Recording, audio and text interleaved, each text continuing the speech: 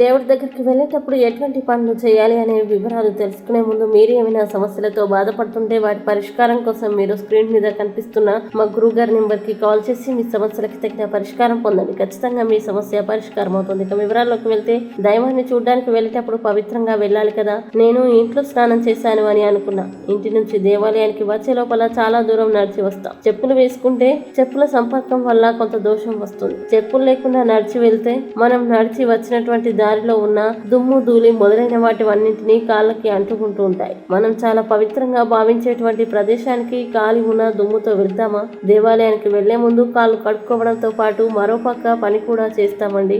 అదేంటంటే, కొన్ని సందర్భాల్లో మనకి స్నానం చేసే అవకాశం లేదు, కానీ ప్రార్థన చేసుకునే సమయం అయిపోతుంది. అటువంటప్పుడు ఏం చేస్తారంటే, పంచ ప్రక్షాళన చేసుకోవడం ఉత్తమం. అంటే మన శరీరంలో ఉన్నటువంటి 5 అవయవాలని శుభ్రం చేసుకునేటువంటి పద్ధతి అన్నమాట.